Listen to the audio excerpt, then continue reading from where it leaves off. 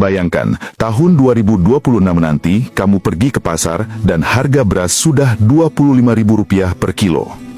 Harga cabai Rp150.000 per kilo. Harga telur Rp50.000 per kilo. Kamu pikir ini berlebihan? Lihat saja apa yang terjadi 5 tahun lalu. Siapa yang menyangka harga cabai bisa tembus Rp100.000? Siapa yang menduga harga minyak goreng bisa langka dan harganya melonjak 2 kali lipat dalam hitungan minggu? Dan yang lebih menyakitkan, saat harga kebutuhan pokok naik, gaji kamu tidak ikut naik. Uang tabungan kamu tergerus inflasi. Investasi saham kamu malah merah. Deposito kamu bunganya kalah jauh dari laju kenaikan harga pangan. Sementara itu, ada sekelompok orang yang justru semakin kaya di tengah krisis ini. Bukan karena mereka spekulan atau orang dalam, tapi karena mereka memiliki aset yang tepat. Aset yang tidak terpengaruh inflasi. Aset yang nilainya naik justru saat ekonomi chaos. Aset yang sekarang masih murah, tapi dalam 2 tahun ke depan akan jadi rebutan.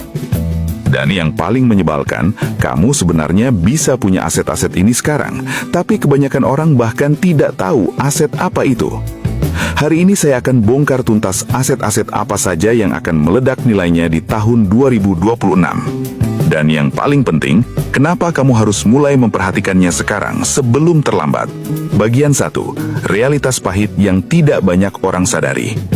Sebelum kita bahas aset-aset spesifik, kamu perlu tahu dulu kenapa situasi sekarang berbeda dari 10 atau 20 tahun lalu. Kebanyakan orang masih berpikir dengan pola lama. Kalau mau kaya, kerja keras, nabung, investasi saham atau properti, tunggu hasilnya. Tapi realitanya sekarang, pola itu sudah tidak cukup efektif. Pain point pertama, inflasi tersembunyi yang menggerogoti tabunganmu. Bank sentral bilang inflasi cuma 3-4% per tahun. Tapi coba kamu hitung sendiri, berapa kenaikan harga beras, minyak goreng, daging, sayur, bensin, listrik, biaya sekolah anak dari tahun ke tahun. Kalau kamu jujur menghitung, inflasinya bisa 8-12% per tahun untuk kebutuhan hidup real. Artinya, uang 100 juta yang kamu simpan di deposito dengan bunga 5%, sebenarnya nilainya turun setiap tahun. Pain point kedua, aset konvensional sudah terlalu mahal. Properti di kota besar harganya sudah di atas kepala. Untuk beli rumah tipe 36 di pinggiran Jakarta saja, bisa 700 juta sampai 1 miliar rupiah. Saham blue chip valuasinya sudah tinggi. Emas sudah naik signifikan beberapa tahun terakhir. Kamu masuk terlambat, dapat returnnya kecil, risikonya besar. Pain point ketiga, krisis ekonomi global semakin dekat. Banyak ekonom memprediksi dalam 2-3 tahun ke depan akan terjadi resesi besar. Ketegangan geopolitik semakin panas. Rantai pasok global sudah rapuh. Krisis pangan mulai terjadi di berbagai negara. Pertanyaannya bukan apakah krisis akan terjadi, tapi kapan dan seberapa parah. Dan ketika krisis datang, aset-aset finansial seperti saham dan obligasi bisa anjlok. Tapi ada satu jenis aset yang justru naik nilainya saat krisis.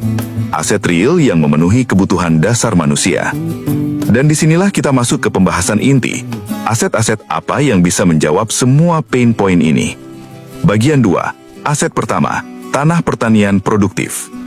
Aset pertama yang harus kamu perhatikan adalah tanah pertanian produktif. Sekarang mungkin kamu berpikir, tanah pertanian? Saya bukan petani, saya orang kota. Ngapain saya beli tanah sawah? Dengar dulu. Realita pertama, tanah pertanian adalah aset paling langka di dunia. Setiap tahun, ribuan hektar lahan pertanian di Indonesia berubah fungsi, jadi perumahan, pabrik, jalan tol. Data dari Kementerian Pertanian menunjukkan Indonesia kehilangan sekitar 50.000 sampai 100.000 hektar lahan sawah setiap tahun. Lahan pertanian terus menyusut, tapi jumlah mulut yang harus diberi makan terus bertambah. Artinya apa? Suplai turun, demand naik. Hukum ekonomi paling dasar, harga akan naik. Realita kedua, negara-negara besar sudah bergerak duluan. Cina sudah membeli jutaan hektar lahan pertanian di Afrika, Amerika Latin, dan Asia Tenggara. Saudi Arabia membeli tanah pertanian di Indonesia, Australia, dan berbagai negara lain. Jepang, Korea, bahkan investor dari Eropa, semua berburu lahan produktif. Mereka bukan bodoh, mereka tahu persis apa yang akan terjadi. Krisis pangan global. Dan mereka mengamankan asetnya sekarang, saat harganya masih masuk akal. Realita ketiga, tanah pertanian punya dua sumber return. Pertama, capital gain. Nilai jual tanah akan naik seiring waktu. Data menunjukkan harga tanah sawah produktif di Jawa naik rata-rata 10-15% per tahun dalam 10 tahun terakhir. Bahkan di beberapa lokasi strategis bisa naik 20-30% per tahun. Yang kedua, cash flow. Tanah yang produktif bisa menghasilkan pendapatan rutin dari hasil panen. 1 hektar sawah produktif bisa panen 5-6 ton gabah per musim tanam. Dengan 2 kali tanam per tahun, itu 10-12 ton. Kalau harga gabah Rp6.000 per kilo, itu 60-72 juta rupiah bruto per tahun dari 1 hektar. Dikurangi biaya operasional sekitar 40-50%, kamu masih bisa untung bersih 30-36 juta rupiah per tahun. Itu belum termasuk kenaikan nilai tanah. Bandingkan dengan aset lain, emas tidak ada cash flow, saham bisa dapat dividen, tapi fluktuatif. Properti kota harus disewakan dulu. Tanah pertanian, selama manusia butuh makan, nilainya terjaga. Tapi ada syaratnya, jangan asal beli tanah. Kamu harus pastikan tanahnya produktif, punya akses air yang baik, tidak terkena banjir, tidak terlalu jauh dari akses jalan, dan idealnya sudah ada sistem irigasi. Faktor yang perlu diperhatikan, kesuburan tanah, akses air, lokasi tidak terlalu terpencil, dan status legalitas jelas. Dan satu lagi, jangan beli tanah pertanian dengan mindset properti. Jangan beli lalu dibiarkan kosong. Kamu harus produktifkan. Entah kamu garap sendiri, bagi hasil dengan petani, atau sewa ke orang lain. Yang penting tanah itu menghasilkan. Bagian 3. Aset kedua, komoditas pangan strategis. Sekarang kita masuk ke aset kedua, komoditas pangan strategis. Ini adalah bahan pangan dasar yang konsumsinya stabil, bahkan naik terus. Beras, jagung, kedelai, bawang merah, cabai, gula, garam, minyak goreng. Kenapa komoditas pangan jadi aset yang menarik? Alasan pertama, harganya sangat volatil, tapi tren jangka panjangnya naik. Lihat saja grafik harga beras 10 tahun terakhir, naik terus dari sekitar Rp8.000 per kilo di 2014, sekarang sudah Rp13.000 sampai Rp15.000 per kilo. Cabai bisa naik 200 sampai 300% dalam hitungan bulan saat pasokan terganggu. Minyak goreng sempat langka dan harganya melonjak drastis. Volatilitas ini membuka peluang besar bagi yang paham timing dan siklus harga. Alasan kedua, permintaan tidak akan pernah turun. Orang bisa berhenti beli gadget baru, orang bisa tunda beli mobil, tapi orang tidak bisa berhenti makan. Setiap hari ratusan juta orang di Indonesia butuh beras, butuh sayur, butuh lauk. Ini demand yang konstan dan tidak terpengaruh resesi. Alasan ketiga, produksi global semakin tidak stabil. Perubahan iklim bikin musim tanam kacau. Cuaca ekstrim merusak panen.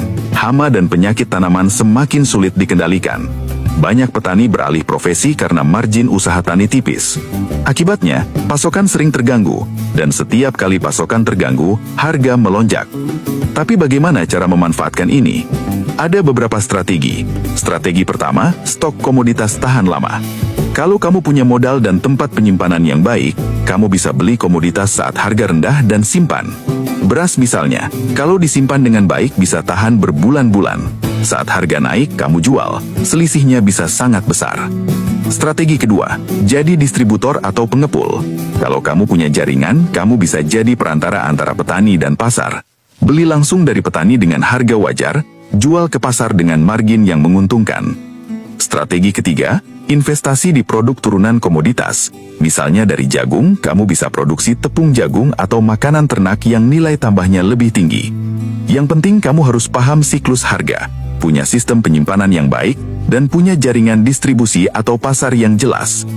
Dan jangan lupa subscribe Jejak Mental, supaya kamu dapat update terus tentang strategi-strategi investasi aset real seperti ini. Bagian 4. Aset ketiga, sumber daya air. Sekarang kita masuk ke aset yang mungkin paling diabaikan tapi paling krusial, air. Kamu mungkin berpikir, air kan gratis, tinggal buka keran sudah dapat. Tapi tunggu sampai suatu hari keran di rumahmu mati, sumur di lingkunganmu kering, air PDAM tidak mengalir selama berhari-hari. Baru kamu sadar, air itu tidak gratis, dan akses ke air bersih adalah aset paling berharga. Ini bukan skenario fiksi, ini sudah terjadi di banyak tempat. Di Jakarta, muka air tanah turun 5-10 cm per tahun. Sumur-sumur bor harus dibuat semakin dalam. Yang dulu cukup 50 meter, sekarang harus 100 sampai 150 meter, bahkan lebih. Di beberapa daerah saat musim kemarau, warga harus beli air bersih dari tangki keliling setiap hari. Harga per liternya bisa berkali lipat dari tarif normal. Di negara-negara maju seperti Amerika, Eropa, bahkan Australia, krisis air jadi isu serius. Danau-danau mengering, sungai-sungai surut. California beberapa kali mengalami kekeringan parah. Australia pernah mengalami mega drought selama bertahun-tahun. Dan yang lebih mengerikan, perang air bisa jadi realita. Banyak konflik regional di Timur Tengah dan Afrika dipicu oleh rebutan sumber air. Negara yang menguasai sumber air menguasai kehidupan. Ini bukan metafora, ini realita. Apa artinya bagi kamu? Kalau kamu punya tanah dengan akses air yang baik, entah itu dekat sungai, punya mata air, atau punya sumur dalam yang stabil, nilai tanah itu akan melonjak drastis dalam beberapa tahun ke depan. Bahkan di beberapa negara, hak atas air sudah dijual terpisah dari tanah. Di Australia dan Amerika ada pasar untuk water rights, dan harganya bisa sangat mahal. Strategi apa yang bisa kamu lakukan? Pertama, kalau kamu punya tanah, pastikan ada akses air yang baik. Kalau belum ada, pertimbangkan untuk investasi bikin sumur dalam atau sistem penampungan air hujan yang proper. Kedua, kalau kamu mau beli tanah, prioritaskan yang punya sumber air. Tanah yang tanahnya subur tapi tidak ada air, nilai produktivitasnya rendah. Sebaliknya, tanah yang biasa saja tapi punya air melimpah bisa jadi sangat produktif. Ketiga, pertimbangkan investasi di teknologi pengolahan air, bisnis depot air isi ulang, sistem filtrasi air, bahkan teknologi desalinasi punya potensi besar.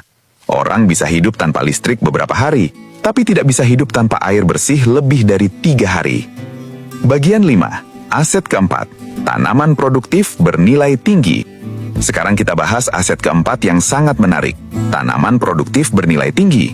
Ini bukan hanya soal punya tanah, tapi soal apa yang kamu tanam di tanah itu.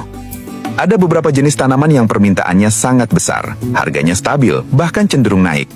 Contoh pertama, jahe merah. Permintaan untuk industri jamu dan ekspor sangat besar. Harganya stabil di kisaran Rp30.000 sampai Rp50.000 per kilo.